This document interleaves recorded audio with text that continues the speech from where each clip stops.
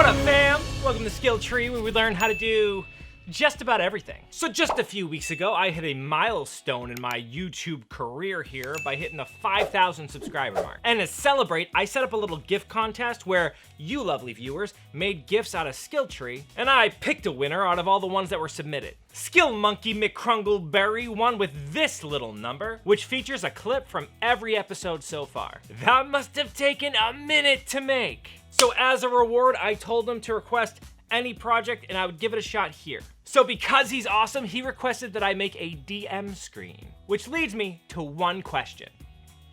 How do you want to do this, McKrungleberry? That's right, take it all in. This bad mofo features magnetic hinges, an integrated sheet hanging system, the D&D logo in metal inlay, and just a general bring it on attitude. It is made from wood and metal and fire and just pure awesome. That's it, fam. Roll me initiative and get ready to level up this skill. Prepping the wood. For this project, I decided to use this 1x12-inch poplar wood. Poplars are a really fun wood to work with because it's kind of a soft hardwood. It offers a really pretty grain and it's really easy to work with. I also grabbed a few of these 1/4-inch by 1.5-inch pieces to act as this bracing here. Kind of makes it look like the reinforced door of a castle keep. So to get started, I measured out 13-inch lengths and then made my mark. Then I went over to the old cut-off saw and cut everything to size. I like to use my first cut as a measurement device so that everything is exactly the same. Also because I'm lazy and it is easier. So I also cut these 1.5-inch pieces the same length as well, but let me use them to show you just kind of a fun saw tip. Now, most chop saws have these little arms that provide extra support, but they also usually feature this little stopper thingamajiggy. This is really useful if you want to make a lot of cuts the same length without having to measure them every time. All you need to do is set the proper distance from the blade. In my case, it's the length of the panels. Now you simply butt your stock to it and make your cuts exact every single time. So I'm sure a lot of you already knew that, but I remember when I first learned it, I was like, it's one of those so simple, smart things that it makes me feel really dumb for not knowing it, but super useful if you're doing like a lot of cuts. Cool, so now that we have all of our pieces of wood cut, we can make them epic by adding wire inlay. So for my wire inlay design, I decided to go with the D&D logo because, let's be honest, it's awesome. But then I quickly realized that, well, I have no idea how to do wire inlays.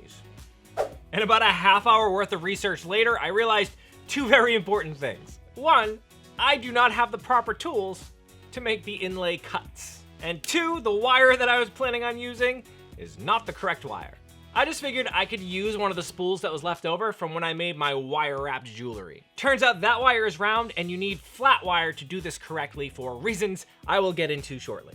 Luckily, the internet does exist, and with 10 minutes more research, I was able to find the solutions to my problems. So to make the tools, I simply took this extra hacksaw blade and cut it into thirds. Then I went ahead and dulled all the sharp bits on my belt sander to save my hands, and narrowed one end down to a tip. Finally, I sharpened the edge of said tip to form this tiny little blade. And by making these 3 different cutters, I made sure I had the right size blade to fit into any one of these little details here. I even went so far as to add a little bit of tape to make it easier to grip. You know, like a professional. So with that landmine sidestepped, I positioned my design where I wanted it to sit on the board, and then taped it into place. Then I used my freshly minted tools to cut along the lines of my image. And I was super impressed with how easy it was to cleanly cut my design. You're gonna wanna just go really slowly with this step to make sure your lines are continuous and clean. Though a bit on the tedious side, the result was undeniably satisfying. Like, that image is just perfectly into the wood. It already looks cool just as cuts. So okay, that's problem 1 solved. I have tools that are constructed and functional, but that still leaves me with the wrong wire. Because as you can see, our beautiful cuts are quite narrow. That round wire won't really fit into those narrow grooves, and even if I manage to shove it down there, it's gonna sit really shallowly in my cuts. Fortunately, like most problems we face in life, the solution is a hammer. All right, that's a little epic of a hammer. A hammer. Turns out just a couple of good whacks with a hammer flattens that wire right out. Now I simply lined up my freshly flattened filament with my grooves and hammered them into place. Then I just cut away any excess wire if need be. And it's just that simple. The wire sits snugly in its little groove and it looks awesome. This is one of those skills that I just assumed would be way more complicated. Like you see things with fancy wire inlay work and you're like, wow, how did they do that? That's pretty cool. But no, man, you just kind of hammer in a little design, you hammer in the wire and you're done. Looks great. And that wire just slots right into its little home and the results are instantly impressive. Now I did find that the wire could work harden a little bit from me hammering it flat. If that happens to you and you find that it fights you a little bit while you're trying to bend it into these intricate shapes, just pass it over a blowtorch until it glows red.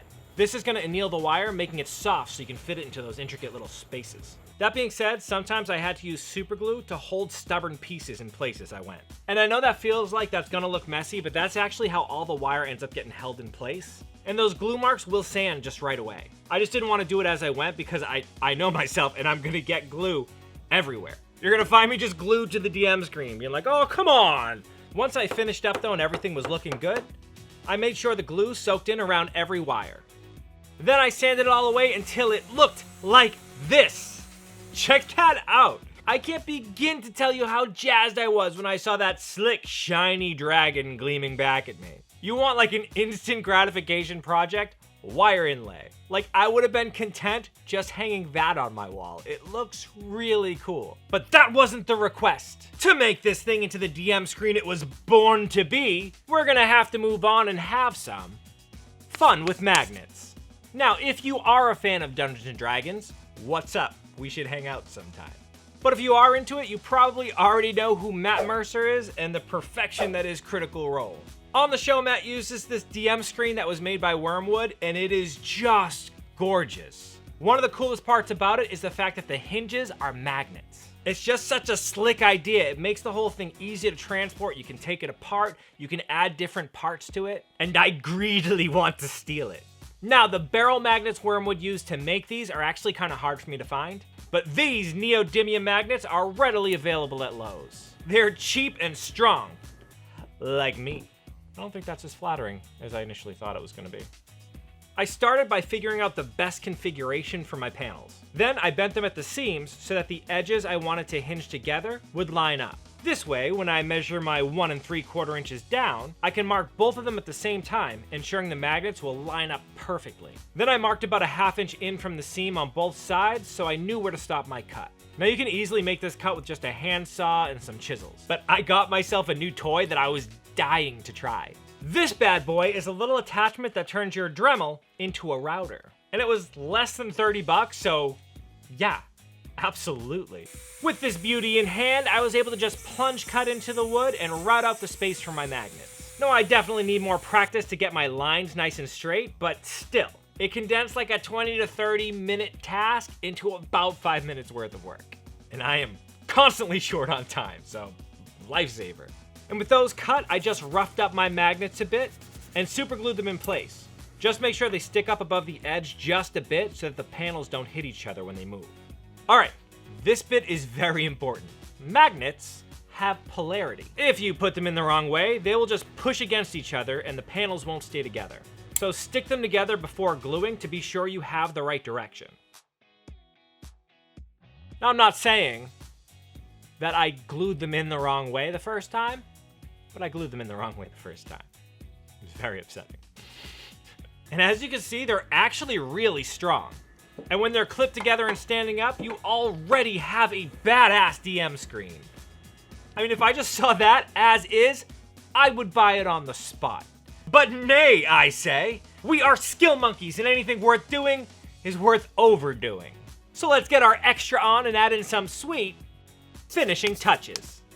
So as I mentioned before, I drew a lot of inspiration for this project from Matt Mercer's screen.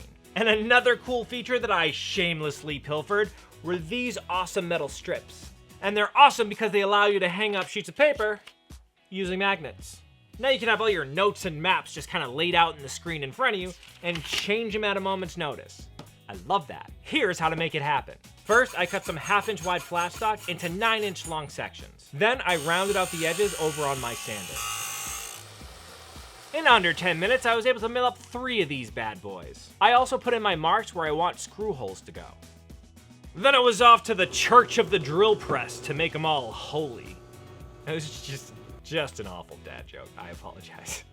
Finally, I went back in and hit them with this countersink bit. This opens up the top of the hole, allowing the screw to fit flush against the steel. Otherwise, the heads would all just kind of stick up proud and look wonky. With these all prepped and ready, I positioned them a couple of inches from the top of my panels and traced around them. Then I used my trusty Dremel router to cut out all that material at the same depth of my flat stock. With that done, I can simply position the inlays, tap them into place, and then lock them in with some screws. The result is this slick inset piece of steel that looks like it was meant to be there. So I wanted this bad boy to look formidable, like the DM is behind this castle wall. To help add this effect, I lined up my panels and drew a line to use as a guide. Then I grabbed those 1/4 inch by 1.5 inch pieces and applied some Titebond wood glue to both the slat and the panels. Now I just locked them in place with these fancy upholstery tacks. I love these tacks. They're really simple and they add a lot of character to everything I put them on. This leaves me with a DM screen so formidable that it puts the dungeons in Dungeons and Dragons. But that still means I need to add some dragon to it. To do that, I let it be kissed by flames. This has the result of making the whole thing pop and kind of look aged and awesome. Finally, to keep everything safe and add a little bit of shine to it, I added some of the sealing wax. Alright, I'm gonna need you to make a wisdom savings throw, fam, because this thing is throwing out charm persons all day long. This right here is just one of those projects that gets me so riled up. I couldn't love this thing more, and here's the thing. I typically play D&D online. I have no friends in this general plane of existence, so the need of a DM screen kind of really isn't there. But I don't care because I love it so much. So thank you, McKrungleberry, for suggesting this. This was truly a joy to make. And while I'm thanking people, let me go ahead and thank my latest Diamond Orangutan level Patreons. James Ansel, Eric Enerson, thank you so much for your support. It's monkeys like you that provide me the bananas needed to survive. By bananas, I mean money. And by survive, I mean make this show, because it's how I live. If any of you are so inclined to support what I do here, the link to my Patreon is in the description below. And if you like what you saw here today, hit me with that thumbs up love and do not forget to subscribe so you know when I release new content. Finally, if there's a skill you'd like to see me cover, leave it in the comment section and I will add it to the list. Alright, well I should get going. There's a team of adventurers about to enter my tomb of skills. In the meantime, keep leveling up, you.